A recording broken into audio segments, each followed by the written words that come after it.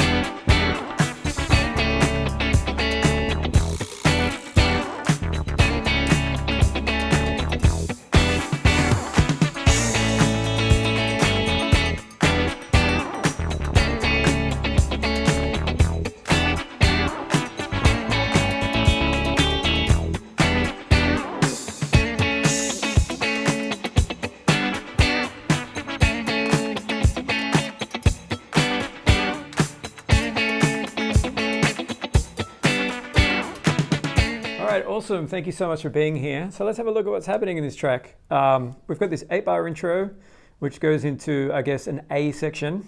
And then there is a B section, and it mainly is the A and B. But there's also like a bridge, which is kind of like that classical sounding section. So yeah, let's just start with the intro. Let me play it for you. Before I start, we're in the 7th position here, which is, I guess, B minor position. So 3, 4.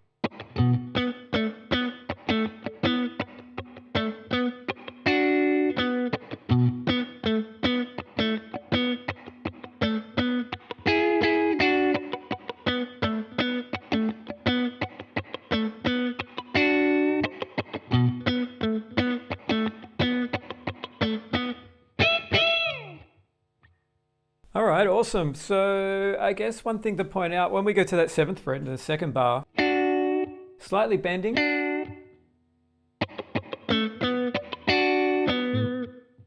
Can you hear him start to do that? The 9th fret, definitely. I'm just using my 3rd finger to do that 9th fret bend. And then at the end, classic Ray Parker Jr. Wah Watson type of thing. 12th fret and 15th, and we're just bending the 15th. So one more time. 3, 4.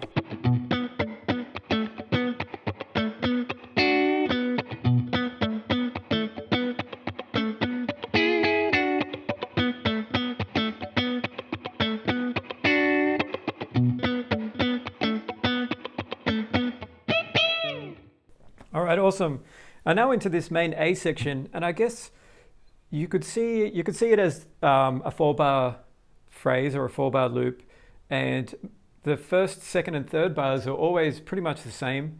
But then the 4th bar is where you're getting all these variations. So basically, we're starting with this E minor 7 shape, 3, 4, 1. So we've got that on the one and we're playing the bass note on the 7th fret. And quickly striking the chord on the 2. 1 and 2.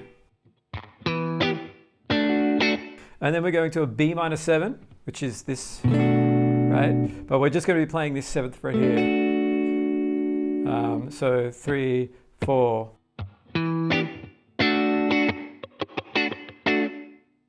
Okay, we've always got that. And then halfway through the 2nd bar, we've got this A minor 7, which is this chord here. But we're just going to play the D, G, and B string. So those first two again. 3, 4.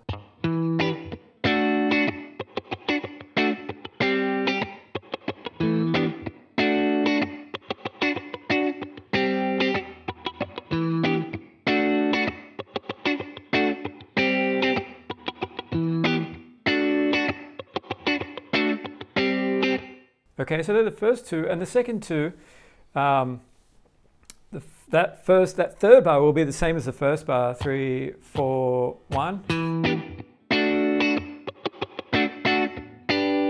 But then when you move into that last bar, that's when you get all these different variations. So let me play it with maybe a couple of different variations at the end, and then you could just sort of like go through the song and see all the different things that he does. They do repeat, but there's a whole bunch of them. So here we go. 3, 4.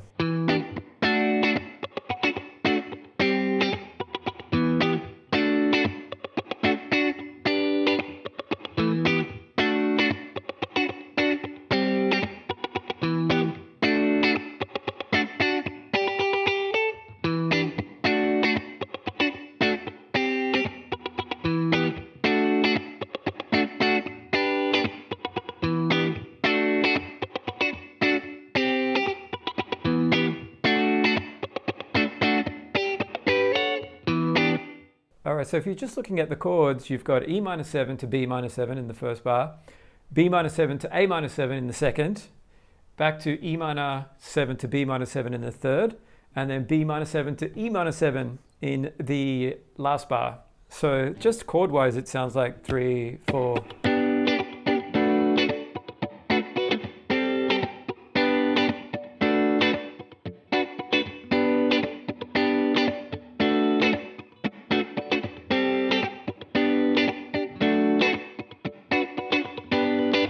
All right, awesome. So let's look at that B section. So what he's doing is a very cool little part he's playing. It sounds like he's playing the A. He's not playing an A7, but it's an A7 sound, but he's playing this, just these two notes. So on the second fret. And 2-3 is where the E minor 7 comes in. And the E minor 7 shape, he's playing like a G triad. There he plays the flat 7 on the A major chord, which makes it an A7. So let me play it through it for you. 3, 4.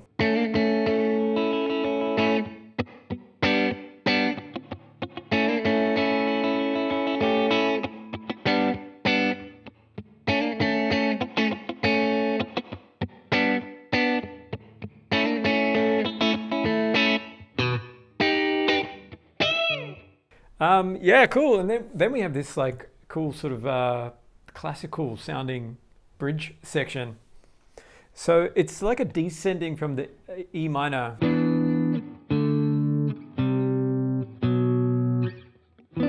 know, it'd be E minor, D, C major, B minor. But there is a part where he sort of makes it major.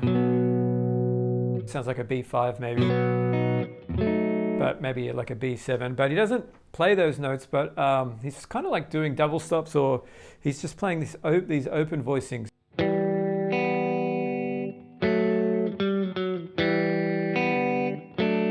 Right, so this is the E minor, and this is the D major. I'm using my pinky there for the 5 and the 4. Back to that E minor shape for the C major 7. And then that shape again over the B bass, so that makes it a B minor 7. And again back to E minor.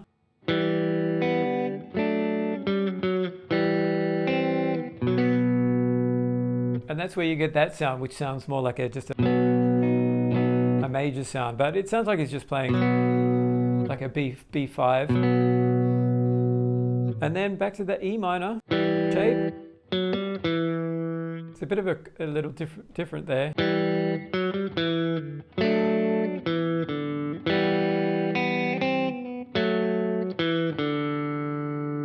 Okay, so that wraps it up for that sort of classical sounding section. And we go into an A7 for 2 bars. And then like a B7 sound, so 4 and 5 to bring us back to the 1. And over those chords, the A7.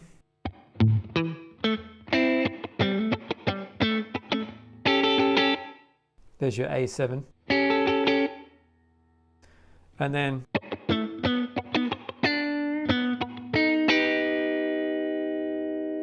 back to that B7 sharp 5 chord. All right, so let me just go through that section one more time.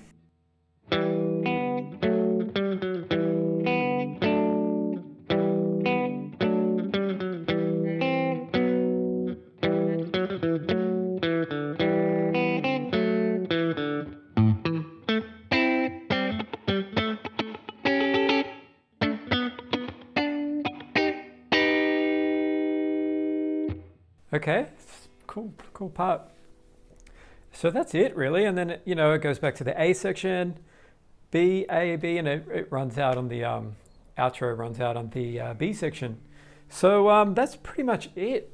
Great track, so much fun to play along with. Once you get inside that groove there, that feels really good. So I really hope you enjoyed that, and I hope you have a great day, and I shall see you in the next one.